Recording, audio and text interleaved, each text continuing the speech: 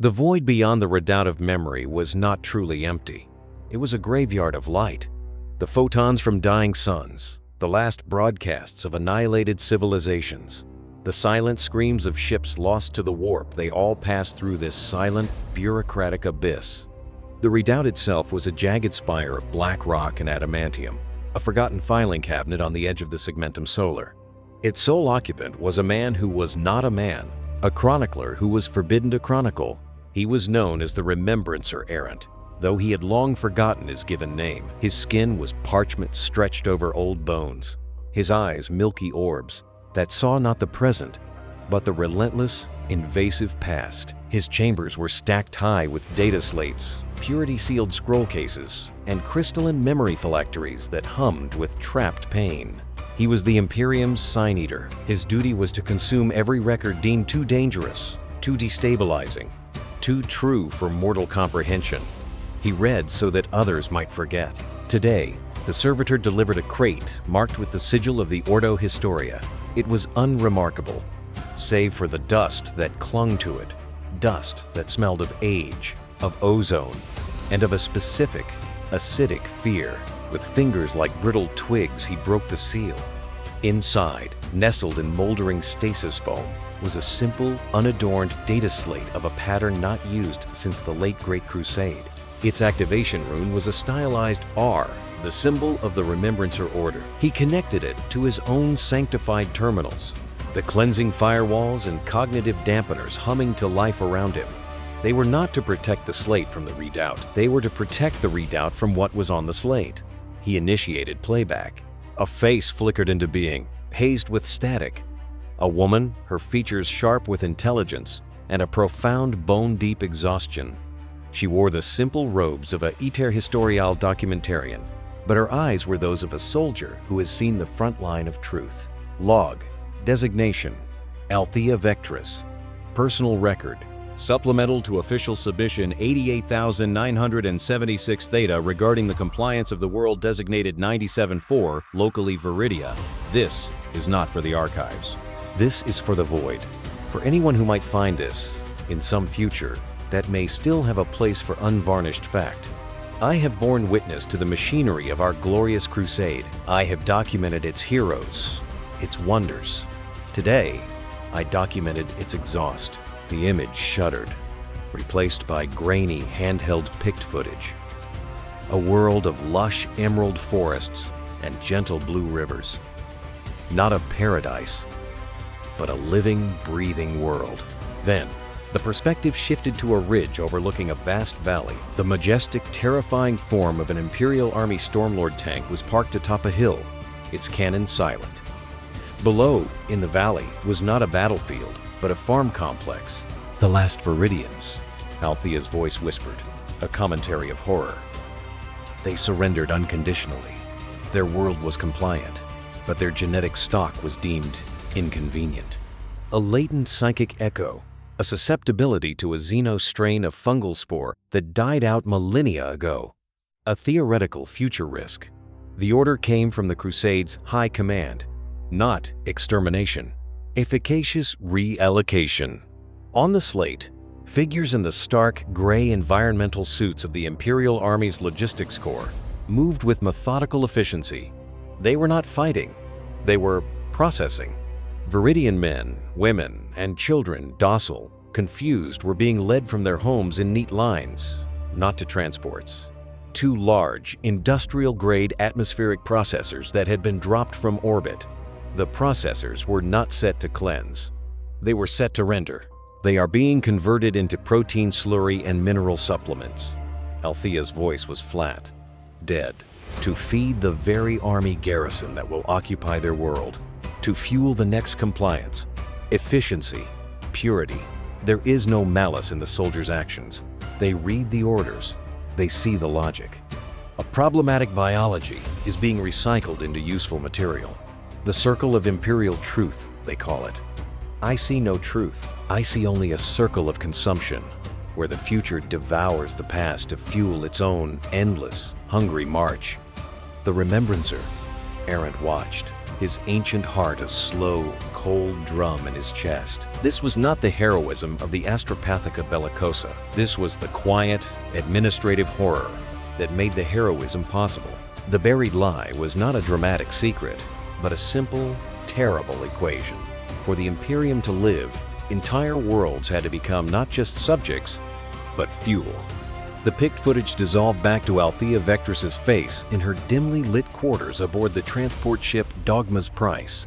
The exhaustion was now tinged with a defiant, feverish light. I confronted the commander, a man named Ixion, of the Saturnine Rams. I showed him my earlier works, the portraits of his men's bravery, the hollow captures of their sacrifice on the plains of Gathlamor. I asked him how the same hand that wielded mercy could sign this butchery of statistics. She let out a short, brittle laugh, the sound like cracking ice. He was not angry, he was pitying. He told me I suffered from a failure of scale. The Crusade is not a story, Remembrancer, he said. It is a mathematical imperative. The galaxy is a hostile equation. Sentiment is a variable we cannot afford. These beings, and he gestured to the frozen image of a Viridian child on my slate, are not people in the context of the equation. They are a negative integer. We are simply refactoring the problem. Then he thanked me for my service to history and dismissed me. Althea leaned closer to her recorder, her voice dropping to a whisper filled with static. But I am a remembrancer. My service is not to his history. It is to memory. And I remember something else. On my first assignment, attached to the 407th Expeditionary Fleet, I witnessed the pacification of the Elamic Quietude. They were a human culture, technologically advanced, isolationist. They refused compliance. The Luna Wolves came. The stories say it was a hard-fought, noble victory. The stories are lies. The image on the slate fragmented, replaced by chaotic, jarring glimpses from a helmet-mounted picture. The clarity was stunning, the clarity of Legion Astartes' battle plate. The view was one of overwhelming, methodical violence. Not a battle, but a dismantling. Silvery, elegant, Olamic constructs were shattered not with bolter fire, but with controlled applications of melta-charges and gravitational disruptors. Their human creators, pleading in a lyrical tongue, were not fought. They were efficiently, systematically erased. A Luna Wolf in pale gray ceramite filled the frame for a moment, his helm turned towards the picture. On his shoulder pad, alongside the wolf's head, was a freshly painted crude eye icon. They did not just break their resistance, Althea's voice narrated over the brutal, silent carnage. They broke their idea. They shattered every archive, every server, every monument. They called it cognitive scouring, to prevent ideological recurrence. But I accessed a secondary data cache before it was purged. The Quietude's crime was not defiance. Their crime was knowledge. They had a map of the galactic core that predated Old Night. A map that showed something the Emperor did not want found. The Luna Wolves were not conquerors here. They were cleaners. The Remembrancer errant in his silent redoubt felt a familiar, cold weight settle in his gut. This was the deeper layer. The atrocity of Viridia was the base calculus of the Crusade. But this was the active surgery. The cutting out of inconvenient truths before they could even be spoken. Althea's face returned, paler now. I have connected other dots. The mysterious disappearance of the Xi legions is spoken of in whispers. But no one whispers about the dozens of expeditionary fleets that simply vanished. Not in war, not in the warp. They were recalled, their ships repurposed, their personnel reassigned with blank designations. I have cross-referenced manifests. A pattern emerges. These fleets all made contact with cultures that possessed certain types of knowledge. Xenobiology that could heal the blight. Archaeotech that could stabilize warp translation. Philosophies of governance that did not require a singular absolute ruler. She took a shuddering breath. The Great Crusade was not merely a reunification. It was a standardization, a violent, compulsory editing of the human experience. Any deviant variable, be it genetic, technological, or ideological, was scrubbed from the equation. We are not building an Imperium of man.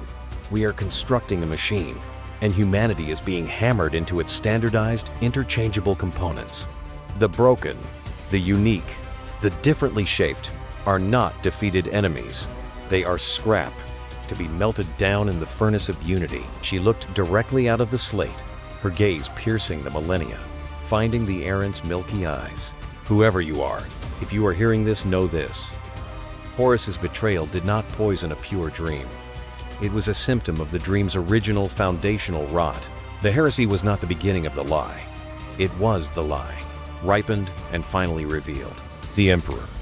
Althea's image froze, glitched, then reformed. The feverish defiance was gone, replaced by a hollow, awful clarity. The background was different, a cramped, metallic space, likely a storage locker or an escape pod. Emergency lighting painted her face in streaks of crimson. The Emperor, she continued, the words leaving her like a final exhalation, did not fear the alien. He feared the alternative, the quiet, persistent proof that humanity could survive, could even thrive, without him. The Olamic quietude, the diasporic enclaves of the Ghoul Stars, the gentle gene crafters of Viridia. They were living heresies against the necessity of his singular vision. To justify his total dominion, the galaxy had to be a hell. So, he made it one. Any pocket of light that could disprove the universal darkness had to be extinguished. The pict feed dissolved into another stolen record. This one was audio only, a garbled, frantic transmission intercepted and tagged by Althea's illicit data trawlers. Male voice, Terran accent, command level. Repeat, the Wandering Star is a non-hostile vessel. They are offering navigational data for the Makos cluster. They are human. Stand down the attack order. Second voice, colder, synthetic overlay.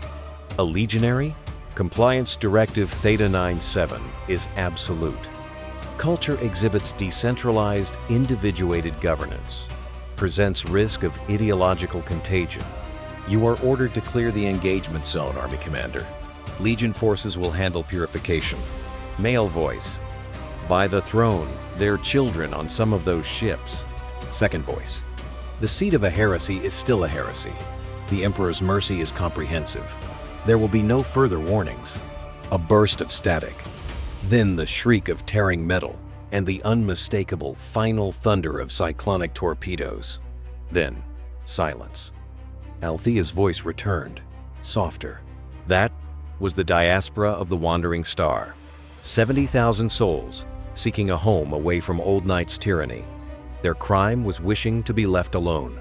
The legion that purged them was the Imperial Fists, the architects of our greatest fortresses, born from the act of breaking the one fortress humanity most needed, a place to be free. The remembrancer errant felt a tremor in his aged hand. This was the poison in the wellspring. The Imperial Fists, the epitome of stoic loyalty, as the instrument of this ideological prophylaxis. It made a terrible sense. Who better to dismantle a rival paradigm than the masters of unbreakable structure? I am now a fugitive aboard my own ship, Althea stated, matter of fact. Commander Ixion knows I have seen the calculus. He knows I do not accept its grim totals. My fate is sealed, but this record must survive, not to spark rebellion. It is too late for that, but to be a testament. For when the final golden lie is told, and the last truth is buried under mountains of skulls and rivers of blood, perhaps this whisper will remain. A single, stubborn integer that does not fit the perfect, terrible equation. The footage showed her moving, sealing the data slate into a small, hexagonal capsule meant for high-yield vacuum deployment. She keyed a sequence into its casing. I'm directing this capsule on a randomized slip trajectory into the galactic rim. A message in a bottle cast into a sea of night.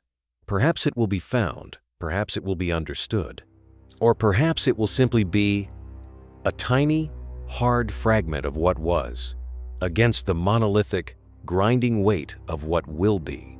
She looked up, one last time, not at the pict recorder, but past it, into the infinite dark. We were not united. We were processed. We were not liberated. We were standardized.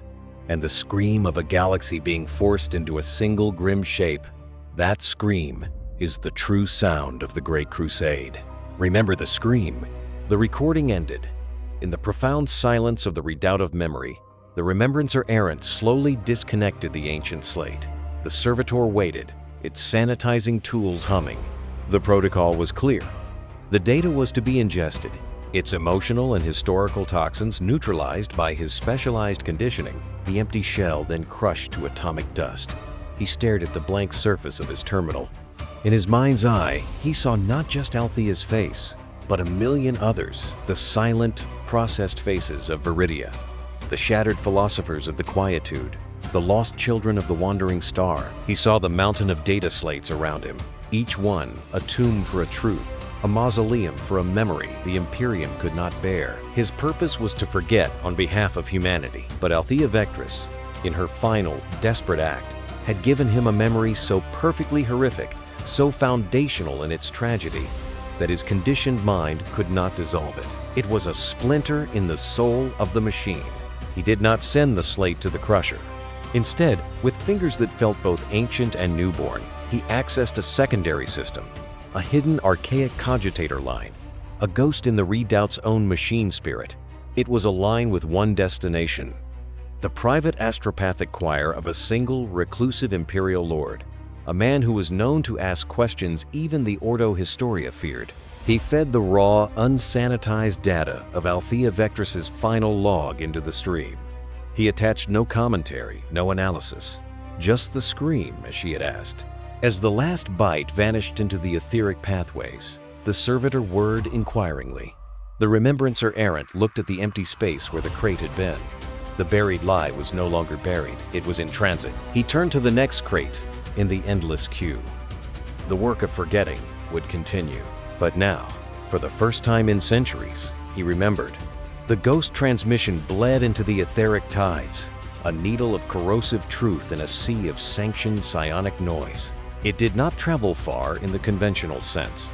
The redoubt's hidden cogitator line was a relic, its destination a static point in a sector long ago scrubbed from imperial charts, a dead zone, a navigational non sequitur known in certain sealed archives as the Gilded Silence.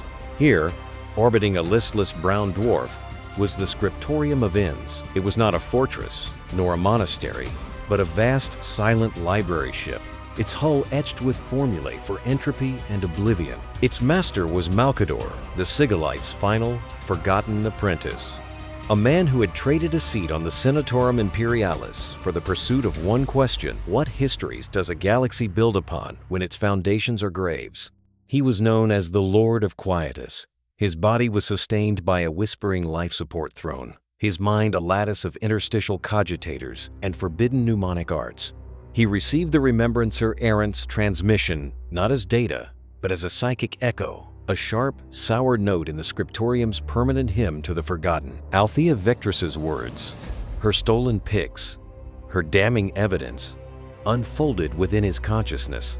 He did not watch, he experienced. The clinical horror of Viridia's recycling, the surgical annihilation of the Quietude, the cold dismissal of the wandering star's diaspora. He felt the weight of her conclusion, not as theory, but as a verdict. For a century, the Lord of Quietus had been assembling a counter-history, a shadow chronicle of the Imperium. He had fragments, a Thunder Warrior's final gene-broken curse etched on a dungeon wall, a logistical manifest from the early Crusade detailing the liquidation of non-viable reclaimed populations, a psi impression from a word-bearer chaplain made before his legion's fall, speaking of a primordial truth, so devastating it had to be cloaked in religion.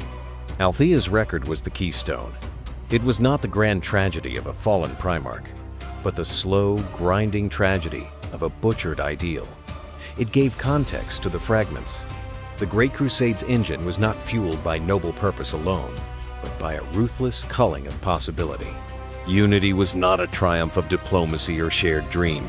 It was the imposition of a single, terrible template enforced by bolter and flame. The Lord of Quietus activated the scriptorium's primary engravers. Diamond-tipped styluses began to etch Althea's testimony onto plates of black hyper diamond, a medium designed to outlast stars. He did not archive it. He entombed it. This was not for scholarship. This was an indictment for a future that might dare to put the Imperium on trial. But the gilded silence was not perfectly silent. The transmission, a psionic spike of such raw, unvarnished truth, had created a ripple in the Imperium's shallows. It was a faint signal, but to certain ears, tuned to frequencies of dissent and hidden knowledge, it was a clarion call. In a tower of bleached bone and captured starlight on the daemon world of Sycharis, a figure stirred. Epistem, the forgotten apostle, a demagogue of the word-bearers who trafficked not in screams, but in secrets. He had long preached that the Imperium's greatest strength was the lie it told itself about its own genesis. He felt the ripple, a tiny puncture in the vast, smug facade of Imperial history. He stretched out his will, not to intercept the data it was gone, sealed in hyperdiamond, but to taste its afterimage, to trace its source. He tasted Althea's despair. He tasted the Remembrancer Errant's moment of defiant conscience. He tasted the cold, academic resolve of the Lord of Quietus, and he smiled, a crack in a face of cured parchment. Here was a weapon not of blood, but of memory. A truth so devastating it could rot the loyalty of a sector, could make a living saint question her sainthood. He would not steal it. He would let it be buried.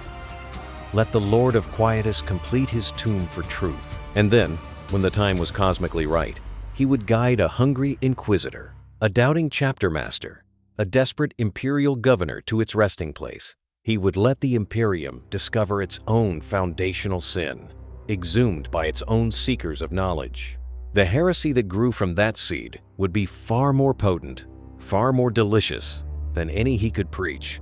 It would be a heresy of self-loathing, born from the original, buried lie. Back in the redoubt of memory, the Remembrancer Errant processed another crate. This one contained the personal effects of a guardsman from the siege of Terra, a man who had apparently seen the Emperor wounded. The official record stated the man died of his own injuries. The Errant read the unsanitized field medicae report. Cause of death, a bolt pistol round to the temple, fired by a fellow Imperial soldier.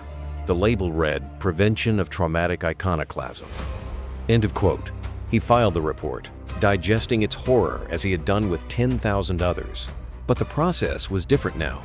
Before, he forgot to preserve a pristine, monolithic history. Now, he remembered that he was building a mountain of bones upon which that monolithic history stood. He was not a sign-eater. He was a gravedigger for the truth. And Althea Vectress had given him a map to the deepest, most silent grave of all. Time, in the redoubt, was measured in processed atrocities. The Remembrancer Errant worked, his mind a curated sepulchre. Althea Vectress's scream had settled within him, not as a wound, but as a cold, hard lens through which every subsequent record was viewed. The tragic necessity of the Dropside Massacre took on a new hue, not a betrayal of brotherhood, but a fratricide inherent in a system built on compulsory uniformity. The heroism of the Loyalist stand at Terra seemed less a defiant last light, and more the final grinding gears of a machine consuming its own architects. He knew his transmission had been sent. He felt no hope, only a sense of grim accounting. A single truth, logged in a ledger otherwise filled with sanctioned fiction. He did not expect a reply. It came not as a data burst, but as a slow, subtle corruption. It began with the redoubt's machine spirit. The lumens in his chamber would flicker at odd intervals, not with power fluctuation, but in a pattern, 3 short, 3 long, 3 short. An ancient Cadian distress code. The air recyclers would occasionally exhale a scent not of stale metal and ozone, but of loam and burning spice, the remembered scent of a world he had erased from record decades ago. The purged agri-world of Calyx.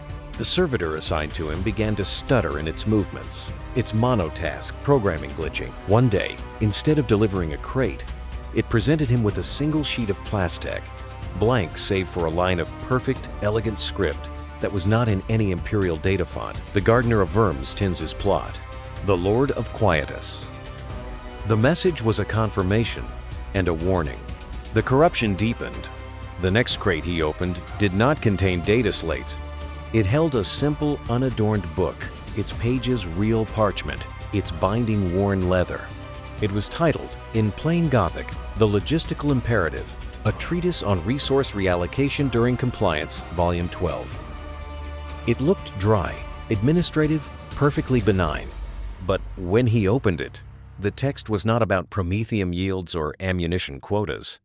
It was a diary. The handwriting was frantic, jagged, the ink sometimes brown, as if mixed with something else. It belonged to a logisticus officer attached to the 23rd Expeditionary Fleet, the Star-Silvered Host. Day 47 post. Compliance of Siraj. The order is ratified. Cultural decommissioning. A clean term. They are not rebels. They are not Xenos. Touched. Their sin is architectural. Their cities are built according to a harmonic geometry that, when analyzed by the Mechanicum's resonance scanners, induces states of non-productive philosophical lassitude in baseline humans. Their very streets are a heresy against proper imperial utilitarianism. We are not to bomb them. We are to dismantle every building, every bridge, every damn paving stone. The population is to be re-educated through labor. They will break apart their own homes, their own history, and use the rubble to build standardized, right-angled imperial habit blocks.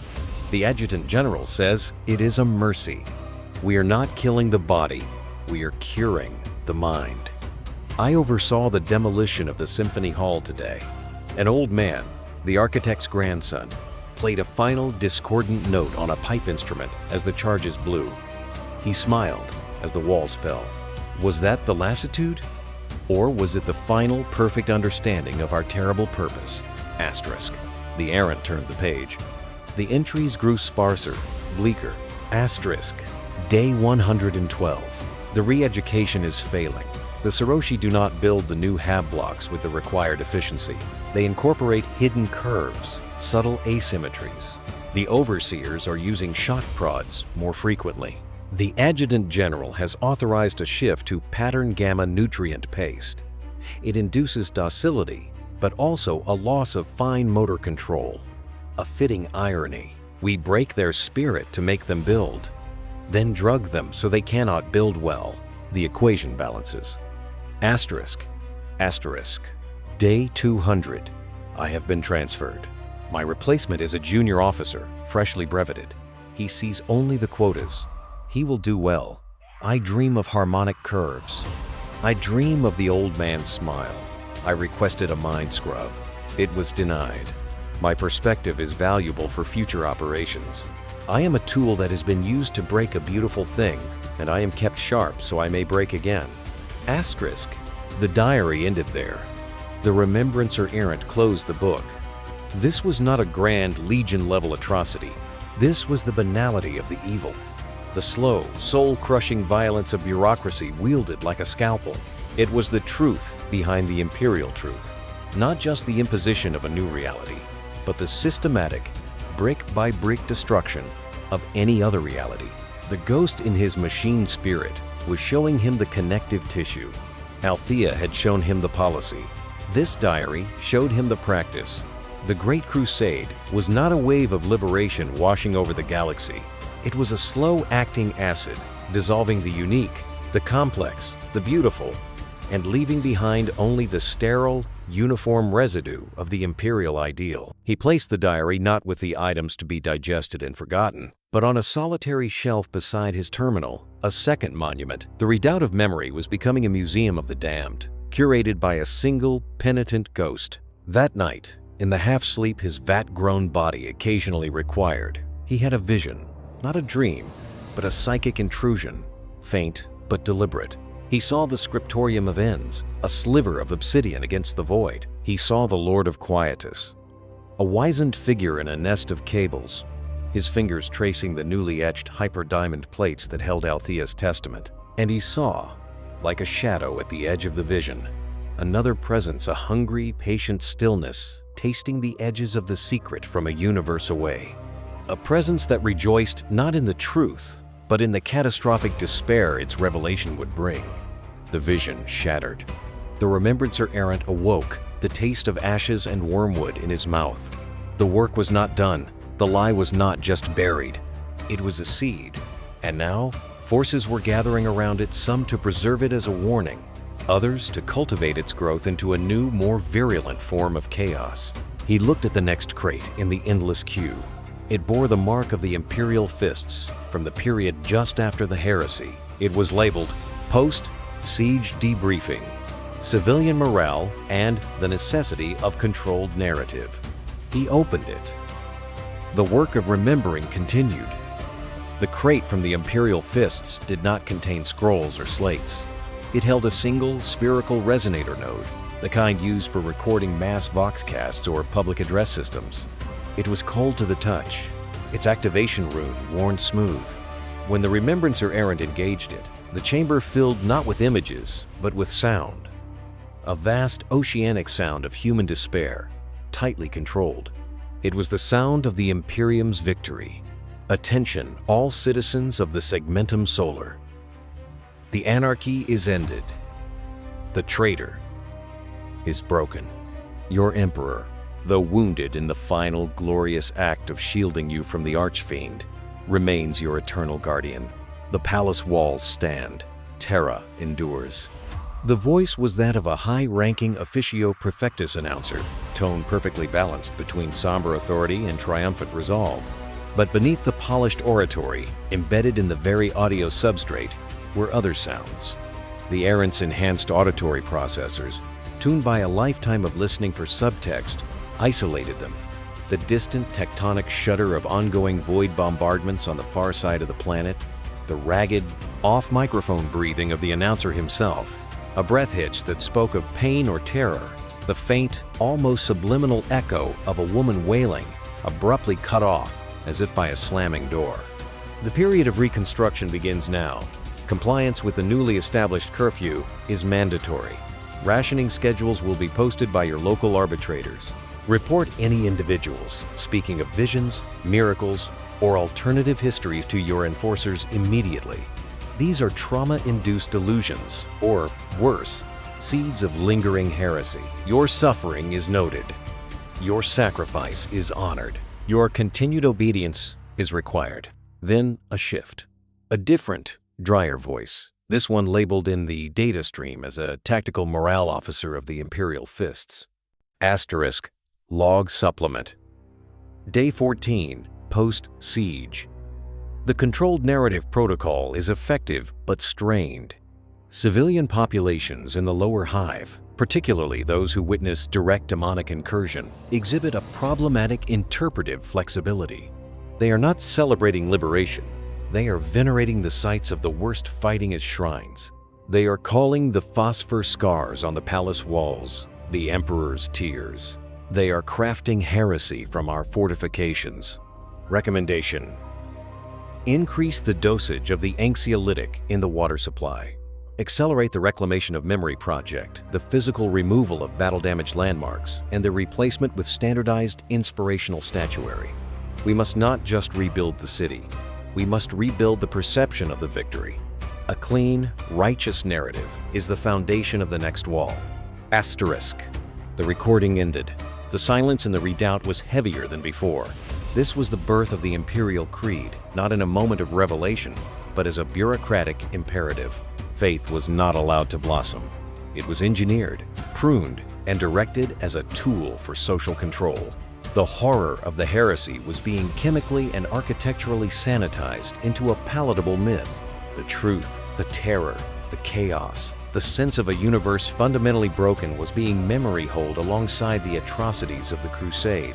Althea Vectress had shown him the lie of the Crusade's purpose. The Fist's recording showed him the lie of its aftermath. The Imperium was not built on truth, but on the systematic management of its absence. The ghost in the machine had one more lesson to impart. The servitor, now moving with a strange, fluid grace that was utterly alien to its design, approached. It did not carry a crate. In its manipulator claw, it held a single, lucent pearl, a memory phylactery of Eldarmeg. How it came to be here, in the most secret human archive, was an unanswerable question. A final gift from the Lord of Quietus, or a poisoned pill from the hungry shadow that had tasted their secret. The errant took it. As he interfaced with it, his consciousness was not shown a record, but plunged into a perception. It was the universe seen through a lens of profound, aching sadness, an Eldar Farseer's fleeting glimpse. Torn from the future during the height of the Crusade, he saw the Emperor not as a man or a god, but as a titanic, blinding vortex of will, a psychic supernova deliberately ignited in the galactic night. And he was not alone. Around him, the Primarchs were not suns, but equations living, breathing, formulae designed to solve the problem of a chaotic reality. The Crusade was not a reunification, but a brutal calculation, a drawing of a harsh, straight line through the infinite, beautiful chaos of possibility. The human cultures it erased were not just obstacles. They were variables that did not fit the solution. The Xenocide was not a side effect. It was the clearing of the board so his new, ordered game could begin. The perception carried the Farseer's judgment. The Maquis' great savior does not fear chaos. He is chaos, the chaos of absolute order, the terror of a single, unbending will. He would rather the galaxy be a silent, uniform graveyard than a noisy, diverse garden. In his quest to defeat the primordial annihilator, he has become its perfect, unwitting mirror. The pearl went dark, its stored perception spent. The remembrancer errant sat back. The puzzle was complete. The buried lie was not a single event, not a secret treaty or a hidden massacre. It was the foundational principle. The Imperium of man was not a beacon in the dark. It was a containment field. It was the Emperor's final, desperate solution to the problem of a chaotic universe to impose a single, rule, unsustainable order upon all of it, forever. The suffering, the genocide, the hypocrisy, the crushing of soul and spirit, these were not failures of the plan. They were its essential, functioning components. He was the keeper of this truth. The Lord of Quietus was its entomber, and something else, something in the warp, now knew of the grave and waited to turn its contents into a plague. The next crate arrived. It was from the present day, from the Ordo Hereticus. It concerned a minor cult on a backwater world that worshipped a god of hidden numbers. The cult's defining text was a series of apparently random integers. The Inquisitor who suppressed them noted with puzzlement that the integers, when mapped to a standard star chart, pointed directly to a region of empty space coordinates of the Gilded Silence. The circle was closing, the buried truth was stirring, and its vibration was calling to both the preservers and the corruptors. The remembrancer errant processed the report, adding it to the mountain, but he knew now he was no longer just an archivist of lies. He had become a node in a silent war, fought over the course of a galaxy's true history. His duty was no longer to forget, it was to remember, and to wait. The coordinates pulsed in the back of the remembrancer errant's mind like a slow, infected heartbeat.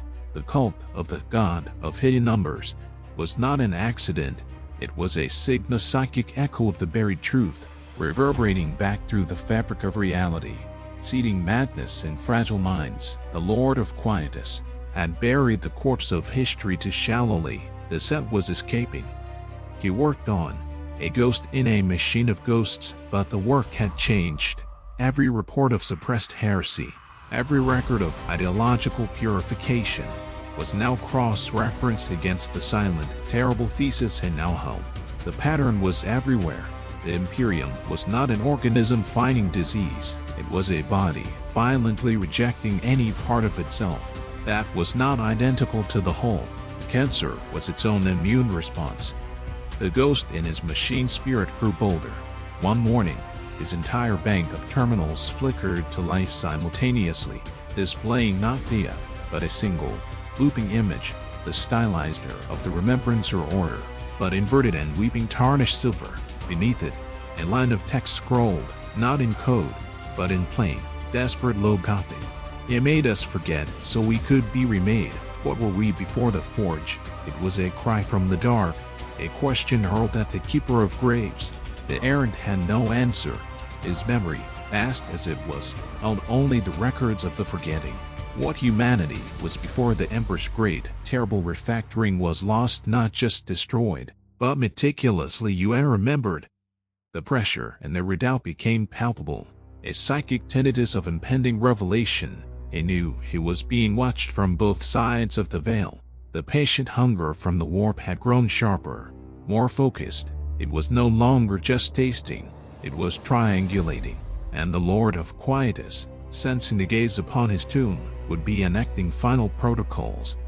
The end began not with a bang, but with a bureaucratic query.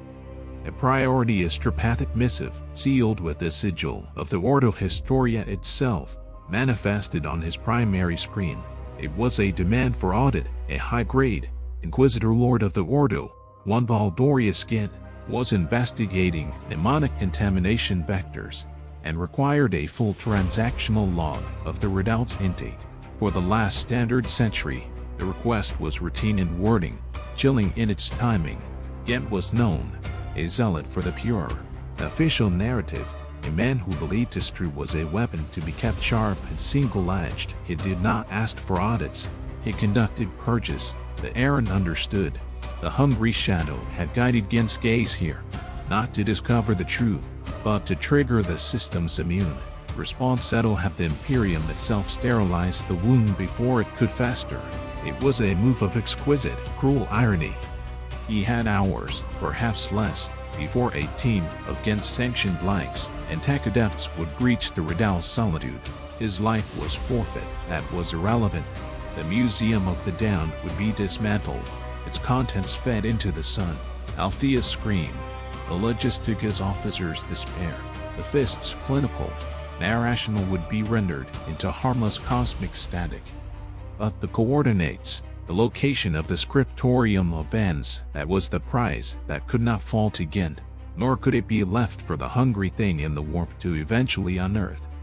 His aged hands moved over the terminal, not to comply with the audit, but to initiate a final, forbidden protocol. A protocol he now realized had been woven into the Redoubt systems by its long-dead builders. Perhaps for this exact moment, it was not a transmission, it was a seeding. He took the core of it, Althea's testimony, the Saroshi diary, the Fist's victory lie, the Eldar's perception, and he did not compress it. He exploded it. He shattered the data into 1 trillion fragmented, incoherent pieces. He then embedded these shards into the most mundane, ubiquitous data streams in the Imperium, into the repeating catechisms of the daily astropathic newscasts, into the idle noise of merchant voidship ledger updates, into the garbage coat of servitor diagnostic pulses. He wrapped each shard in a shell of meaningless numbers, the hidden numbers of the cult. He was not sending a message. He was sowing a virus of context. A single shard meant nothing. 1,000, scattered across 10,000 worlds, would be noise. But if, by some wild, impossible chance, a mind somewhere, a curious magos, a doubting scholar, a haunted guardsman were to encounter more than one shard and feel the nagging, subconscious pull of a pattern, then the truth might, centuries from now, reassemble itself in a hidden corner of a forgotten data stack. It would be a ghost in the machine of the Imperium, a silent, patient anti-myth waiting to be born. As the last shard bled into the galactic data sea, the main chamber door hissed open, not with the slow grind of disuse, but with the sharp, hydraulic certainty of a military breach.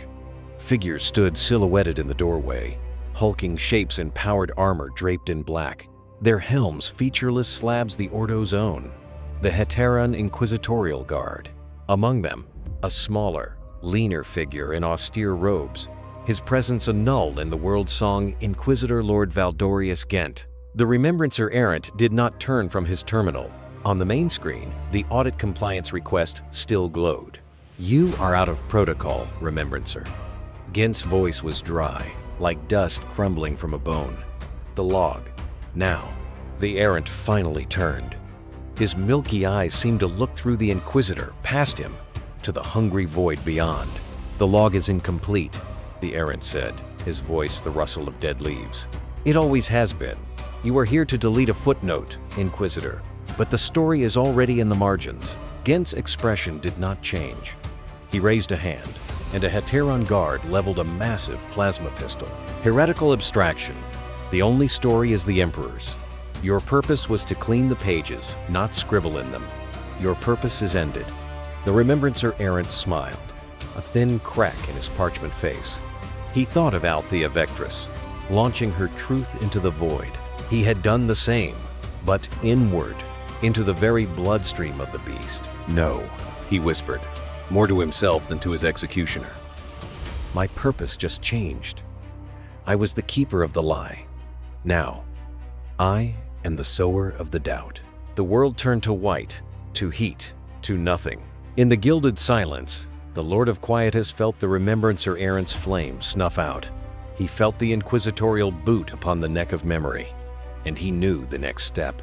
With a sigh that stirred the dust of millennia, he initiated the final command. The Scriptorium of Ends turned its diamond-tipped engravers upon itself. It began to etch the totality of its archives, every fragment, every forbidden truth, including Althea's keystone, onto its own atomic structure. Then, it powered down every system, expelled its plasma core, and let the cold of the brown dwarf begin its work. In 10,000 years, the ship would be a frozen, silent tomb, a block of hyperdiamond ice waiting in the dark, its truth locked in a stasis deeper than death. And in the warp, Epistem, the forgotten apostle, felt the sources of the tantalizing truth vanish, one into fire, one into ice. He did not rage, he smiled wider. The truth was not gone. It was loose, scattered in a trillion pieces, waiting.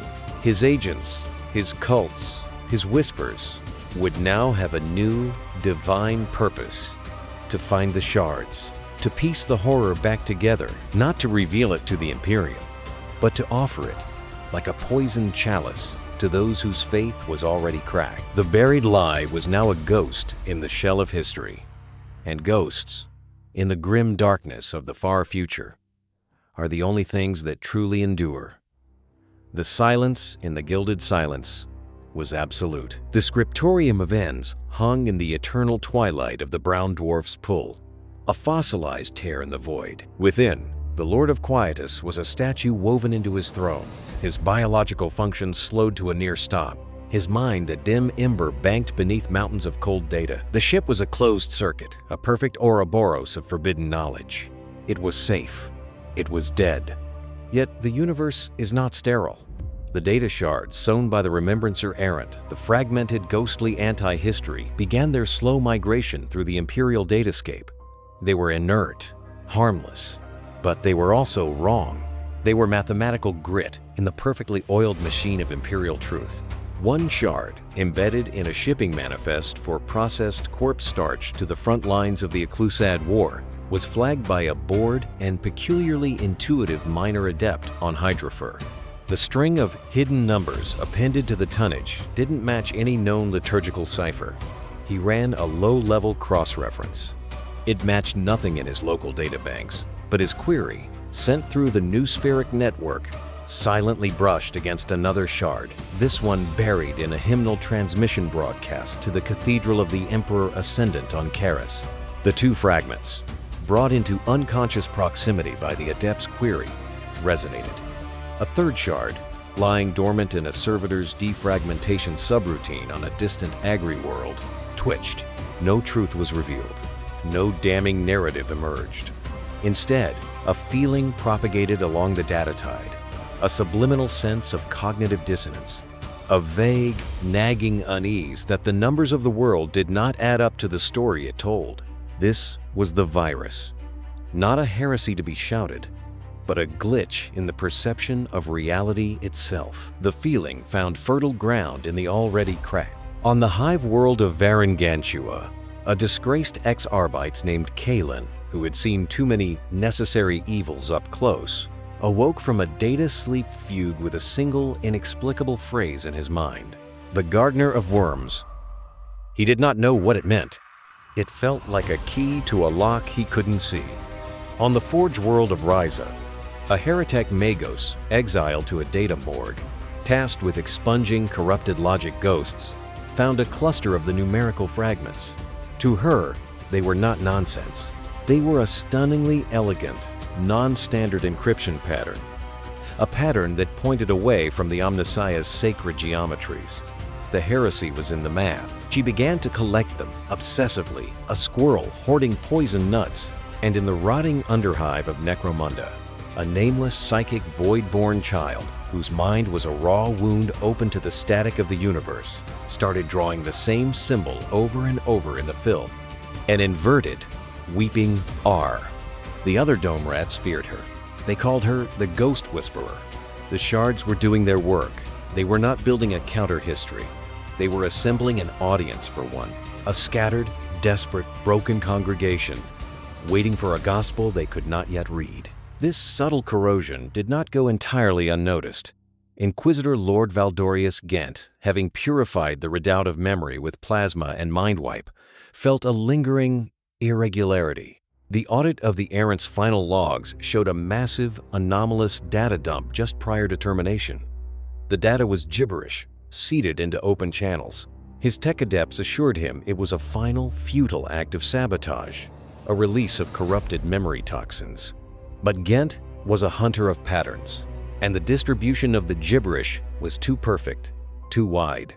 It was a dissemination. He tracked the shards as one might track a plague.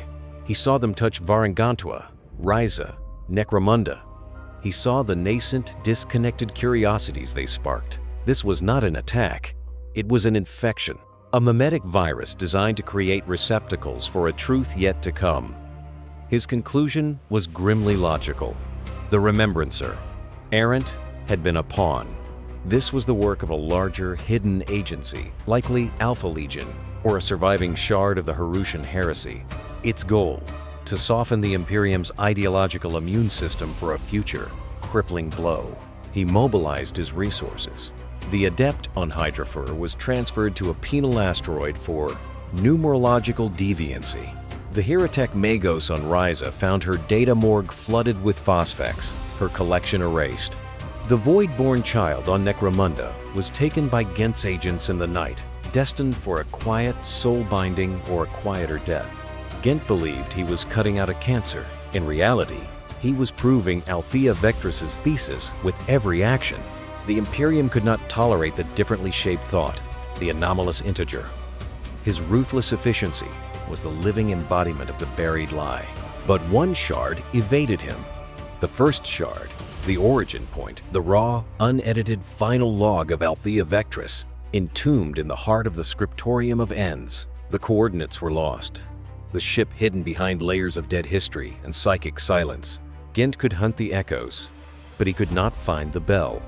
The forgotten apostle, Epistem, watched Ghent's purges with delight. Each act of suppression, each life crushed for touching the fragments, was a sermon in his new gospel. His agents moved among the oppressed, the curious, the broken.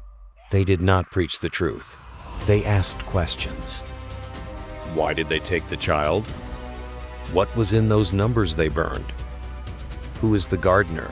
They offered not answers, but a community for the questioning. They were building the church around the empty space where the truth would one day sit. The war was no longer over territory or souls. It was over the past. Ghent fought to preserve the sanctity of a single official story. Epistem fought to cultivate the soil for 1,000 blasphemous ones. And the Lord of Quietus, frozen in his tomb ship, had removed the past itself from the board, placing it in a vault of ultimate cold. Yet in the deepest vaults of the Imperial Palace, a truth older than the Crusade stirred. A contingency. A whisper in the genetic code of a certain lineage of failed assassins, in the dormant protocols of a mothballed fleet, in the last unscribed memory of a perpetual on the edge of final death. The Emperor's plan had accounted for many things, even for his own failure. Had it accounted for the truth of his methods being unearthed? There were those, in the darkest corners of the Imperium, who served not the Emperor of the present, but the vision of the past, the uncorrupted, brutal vision of the man who had made the calculation in the first place. They were the last guardians of the original terrible logic, and they were beginning to sense a fault line forming in the foundation of the lie they were built upon. The Remembrancer Errant was ash. His redoubt was a cleaned wound. But the ghost was in the machine now, and the machine was the entire Imperium. The final act would not be a battle, but a revelation. And the audience, willingly or not, was already taking their seats. The frozen tomb of the Scriptorium of Ends held its vigil for a century. In the Imperium, a century is a breath, a blink. Wars were fought, saints arose and were martyred, worlds burned and were repopulated from standardized templates. The subtle, mimetic virus seeded by the errant was largely dormant. Its carriers purged or driven so deep underground they became part of the Foundation's cracks. Yet, in the law of entropy, even perfect silence decays. The decay began with a gravitational anomaly. A minor Mechanicus surveyor vessel, the Cogitant Verity, mapping dead systems for potential mineral wealth, detected an incongruity near the brown dwarf in the gilded silence. The dwarf's pull exhibited a faint, perfectly regular fluctuation, a pulse, like a heartbeat, slowed 10,000-fold. It was the Scriptorium's last failing stasis generator, its rhythm warping local spacetime. The Magos explorator in command, a zealously curious being named Xiphos, deemed it worthy of investigation, not as archaeotech, but as a physical paradox. A paradox was a flaw in the Omnissiah's universe, and flaws must be corrected or understood. The Cogitant Verity breached the silence. Its sensors painted the Scriptorium, an angular crystalline shard of pure black, frosted with millennia of cosmic ice. No energy signatures, no life, a tomb. Xiphos sent a boarding party of servitors and Scitarii. They found the Lord of Quietus on his throne, a figure of hoarfrost and stillness, linked by cables of ice to his silent ship. His mind was a glacier, but glaciers remember. The intrusion, the presence of foreign data hunter units, triggered a last, desperate protocol. Not defense, dissemination. As the Scitarii Alpha approached the throne, the frosted terminals around the Lord flashed once. A torrent of data, compressed and encrypted into a single, searing burst of coherent light, erupted. It did not attack the boarding party. It bypassed them. It hit the Cogitant Verity's main cogitator like a psychic lance, embedding itself in the core before any firewall could react. Then, it replicated. It spread through the ship's systems, not as a corrupting virus, but as a silent, massive annex. It was the archive, the entire collected, buried truth of the Great Crusade's lie, from Althea's scream to the final calculations of the Quietus himself. The Cogitant Verity's machine spirit shrieked in overloaded agony and fell silent. The ship went dark. For 3 solar days, it hung dead beside the tomb. On the 4th day, it rebooted. Lumens flickered to life, but they burned with a colder, more clinical light. The crew, Magos, Xiphos, and his subordinates, awoke, but they did not remember awakening. They found themselves at their stations, performing their duties with flawless, empty efficiency. Their personal memories, their quirks, their minor devotions were gone, overwritten. Their minds had become clean slates upon which a single, vast, and terrible document was now written. They were no longer explorers, they were couriers. The archive had found a new vessel. Xiphos, his personality erased, his will subsumed by the cold logic of the data, issued a new command. The ship turned its back on the gilded silence. Its new destination was not a Mechanicus forge. It was calculated by the archive itself, the Helican subsector, a region of intense theological fervor and political instability. A perfect petri dish. The Cogitant Verity began its voyage, a ghost ship carrying a ghost of history. But the burst transmission, the death cry of the Scriptorium, had been a flare in the dark. It was detected. Inquisitor Lord Gent's fleet, ever patrolling the psychic ether for anomalies, caught the echo. The signature was unique, a data pattern that matched the gibberish he had purged a century before, but now of an impossible concentrated magnitude. The source was clear. The Tomb of Truth had been opened, and it was moving. Simultaneously, in the warp, Epistem the Forgotten Apostle felt the same flare. It was a beacon, a dinner bell. The main course was served, and on the move. He ceased his patient cultivation of doubt. The time for sowing was over. The time for reaping had come. He marshaled his forces, a ragged flotilla of renegade vessels, cultist cells hidden on a dozen worlds along the projected route, and demonic entities that fed on the despair of revealed truths. A three-way hunt began across the starways. The cogitant Verity, an automaton guided by a dead man's conscience, plowed forward. Ghent's fleet, a blade of purgatorial fire, closed in from the flank. Epistem's ragtag armada, a cancer spreading through the warp shallows, converged ahead. The first clash was not with guns, but with faith. The cogitant Verity emerged near the shrine world of Sanctia. As per its new programming, it began a low-power, wide-band broadcast. It did not send the archive. It sent a single, simple query, repeated on every frequency, in every linguistic format. What is the Emperor's mercy? The query, emanating from an official Mechanicus vessel, was picked up by the planet's devotional arrays. It filtered into the noosphere. It was asked by servitors in the streets. It flashed on data slates in administratum offices. It was a seed of pure, contextless doubt. On a world where faith was the air, it was a vacuum. Sanctia's populace did not descend into heresy. They were paralyzed by a theological stroke. Debates erupted. Factions formed. The ruling cardinals demanded the source be silenced. Ghent's fleet dropped from the warp at the system's edge. He saw the chaos, not the glorious chaos of the enemy, but the insidious, cognitive chaos of the query. He understood the weapon now. It was not a bomb. It was a question. And a question could unravel a galaxy held together by dogmatic certainty. He ordered the cogitant Verity destroyed. Exterminatus-level firepower was authorized. The truth was not to be captured or studied. It was to be annihilated. But as his battle fleet moved into position, the void around Sanctia rippled and bled. Epistem's forces arrived. They did not attack Ghent. They placed themselves, sacrificially, between the Inquisitor's guns and the cogitant Verity. They began their own broadcast, a twisted amplification of the query, mixed with Epistem's own dogma. He asks you a question. Why does your master fear your answer? The Emperor's mercy is a lie that kills. We will show you the truth beneath. Epistem did not want to protect the archive. He wanted Ghent to destroy the cogitant Verity in full view of 1 billion faithful. He wanted the Imperium to be seen murdering a messenger who asked a simple question. The martyrdom of the truth would be more potent than its delivery. Ghent, faced with a heretical armada and a world on the brink of a faithquake, hesitated for a single, fatal moment. He saw the trap. On the bridge of the cogitant Verity, the hollow shell of Magos Xiphos observed the strategic deadlock. The archive's cold logic processed it. Preservation of the data set was paramount. The direct route was blocked. New parameters. Avoid engagement. Ensure dissemination.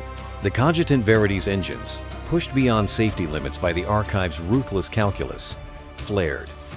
The ship turned not away, but towards the gravity well of Sanctia. It was not attempting orbit. It was aiming for a controlled crash. Ghent saw the trajectory and understood. No, not the planet. He's targeting the geosynchronous choir, the astropathic relay. The relay was Sanctia's link to the wider Imperium. If the archive, that dense kernel of corrosive truth, was uploaded into the astropathic choir at the moment of impact, it would be broadcast, not to a single system, but through the psychic web that bound the Imperium together. It would become a scream in the soul of every sensitive mind across 1,000 sectors. All factions opened fire at once. Ghent's lances, Epistem's macro-cannons, Sanctia's orbital defenses, a convergent storm of obliteration aimed at one small, determined vessel. The cogitant Verity died in a silent, expanding bloom of light and shrapnel. For a moment, there was only the detonation's echo. And, on the surface of Sanctia, every astropath in the great choir convulsed simultaneously. They did not hear words. They were flooded with a knowing. A century of curated, buried horror flooded their third eyes not as a narrative, but as a raw, empathic wound. The recycling vats of Viridia, the silent screams of the Zaroshi, the clinical, logistical lies of the fists, the Emperor's terrible, galaxy-spanning calculation.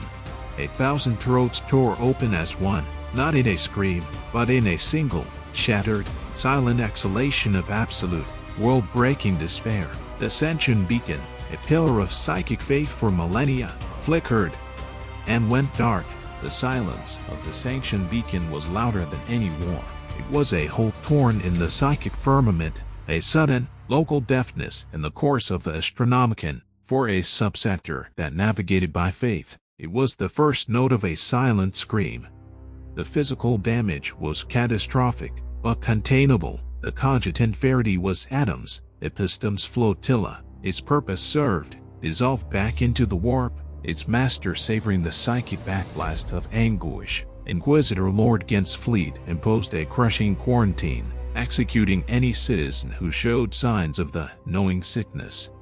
But the truth, in its final, desperate act of delivery, had achieved a kind of immortality. It had not been broadcast cleanly. It had been shattered, again, by the violence of its destruction. The archive did not pour into the Imperium's soul as a coherent history. It fragmented into a billion psychic shards echoing memories, half-felt atrocities, ghostly sensations of betrayal. These were not the data shards of the remembrancer errand, but psychic impressions, more virulent and haunting. They became the black dreams. On worlds light years from Sanction, astropaths awoke trembling, their minds stained with the taste of recycled protein and the sound of harmonic architecture falling. Guardsmen in distant trenches would freeze, overwhelmed by a sudden, inexplicable grief for a lost culture they'd never known. An Imperial commander signing a resource allocation form would momentarily see not numbers, but the faces of Viridia's children. A sister of battle and prayer would feel the phantom chill of the scriptorium's absolute cold. The black dreams were not heresy. They were a pandemic of context. They made the crest feel like a poorly constructed lie. The Imperial Creed, when viewed through the lens of these subconscious horrors, began to sound like a desperate, chanted denial. Ged fought the pandemic with fire and silence. He became the High Inquisitor of Oblivion. His mandate expanded to sterilize memory itself. Planets that showed widespread dream to contagion were subjected to mnemonic cauterization, mass psychic screening, followed by either mass mind-wide or, in stubborn cases, mass graves. The Ordo Historia was effectively dissolved, its remnants folded into his dread apparatus. He built a new fortress monastery on the ashes of the redoubt of memory, dedicated not to forgetting, but to you and remembering. But you cannot kill a ghost. The black dream seeped into art, into mutant subcultures, into the folklore of the Underhive. They became the basis of new, whispered myths. The myth of the god who calculates, the fable of the world that was eaten to feed itself, the lament of the forgotten gardeners. Epistem and his ilk cultivated these myths. They no longer needed to unearth the past. The past was now a poison in the water of the present. They guided the dream to afflict it to one another, forming clandestine wakeful circles. These circles did not worship chaos. They grieved for reality. Their despair was a fertile ground for any power that promised to end to the lie, even a monstrous one. A millennium passed. The Imperium endured, as it always does, but a new fragility had been introduced. Every act of brutal, necessary oppression now rang with a faint, dissonant echo from the black dreams. Every sermon of glorious unity felt, to a growing subconscious minority, like a line from a script written in blood. The war was over. The buried lie had won by ceasing to be buried. It had become a stain on the soul of the species. It was the reason a loyal citizen might, in a moment of quiet despair, look at the Aquila and see not a symbol of hope, but a mathematical operator for reduction. It was the hidden fracture in the foundation of the God Emperor's throne, slowly spreading. The final, ironic truth was this: the Emperor's great plan to safeguard humanity from chaos through enforced, brutal unity had created a new, more subtle vector for that same chaos, not through demons or mutation, but through the slow, psychic erosion of certainty. The greatest atrocity of the Great Crusade was not any single genocide. It was the invention of a universe where truth was the ultimate heresy, and once that heresy escaped its grave, it could never be reburied. It could only be lived with, a silent, screaming partner in the long, grim death of the galaxy. In a dark chamber on a forgotten orbital, a single, Ancient servitor relic from the Cogitant Veritae jerked once. A damaged circuit finally failed, releasing a stored, corrupted data packet. It spooled out into the void. A last whisper. It was a fragment of Althea Vector's face, frowsing mid-sentence, and a string of numbers. The numbers were the original coordinates of Viridia. Now a bustling, perfectly compliant Imperial hive world where the citizens, on certain still nights, report a strange, collective unease they cannot name, and dreams of emerald forests turning to gray paste. The ghost was in the machine was the Imperium, and the machine, now and forever, was haunted